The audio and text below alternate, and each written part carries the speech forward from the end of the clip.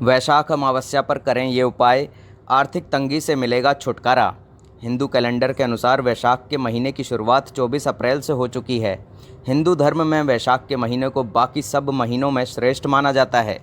इसी कारण वैशाख के महीने में पड़ने वाली अमावस्या को भी महत्वपूर्ण माना जाता है और इसे वैशाख अमावस्या के नाम से जाना जाता है। वैशाख महीने के कृष्ण पक्ष की अमावस्या तिथि को वैशाख अमावस्या का पावन पर्व मनाया जाता है। वैशाख अमावस्या के दिन पवित्र नदियों में स्नान किया जाता है और पितरों की पूजा की जाती है। इस दिन पितरों का आशीर्वाद पाने और उनको शांति प्रदान करने के लिए पितृतर्पण, पिंडदान, हवन और ब्राह्मणों को भोजन कराने की परंपरा है। पंचांग के अनुसार वैशाख अमावस्या पर स्नान और दान 8 मई को किया जाएगा। अमावस्या के दिन स्नान के लिए ब्रह्म मुहूर्त को सबसे अच्छा समय माना जाता है। इसीलिए इस दिन स्नान सुबह ब्रह्म मुहूर्त से आरंभ किया जा सकता है। इस दिन ब्रह्म मुहूर्त सुबह 4:10 से सुबह के 4:52 तक रहेगा।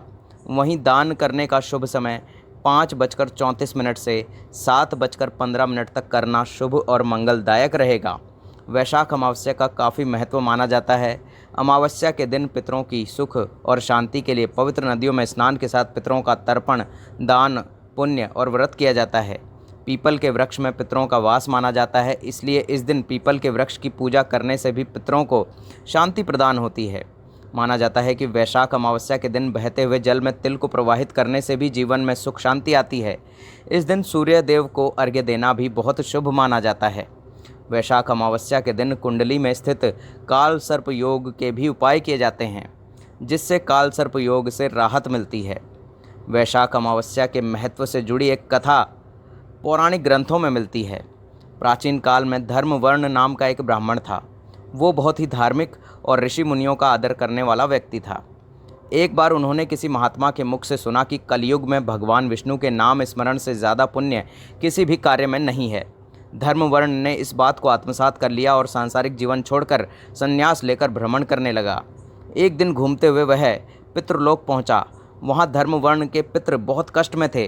पितरों ने उसे बताया कि उनकी ऐसी हालत तुम्हारे संन्यास के कारण हुई है, क्योंकि अब उनके लिए पिंडदान करने वाला कोई शेष ही नहीं है।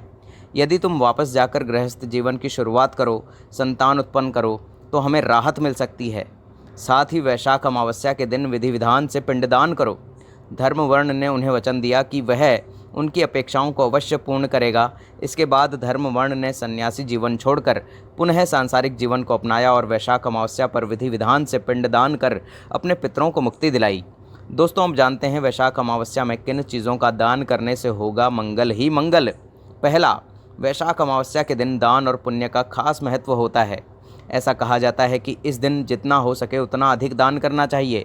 ग्रीष्म ऋतु की शुरुआत हो चुकी है, इसलिए इस तिथि पर जल का दान करना चाहिए। इसके साथ ही पानी की व्यवस्था करना, पशु पक्षियों के लिए दाना आदि की व्यवस्था करनी चाहिए।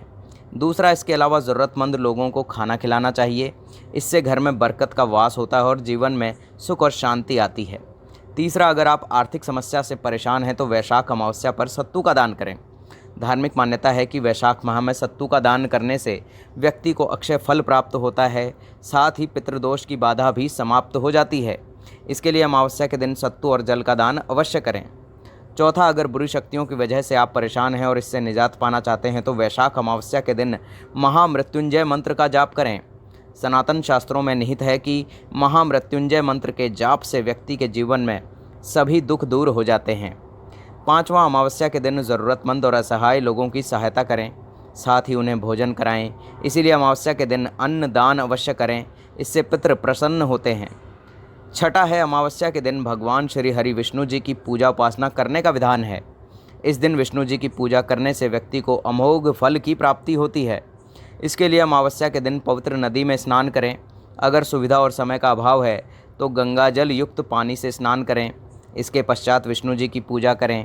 साथ ही पवित्र सनातन ग्रंथ गीता के दूसरे अध्याय का पाठ करें। सातवां, अमावस्या के दिन काल सर्प दोष की पूजा और उपाय किए जाते हैं।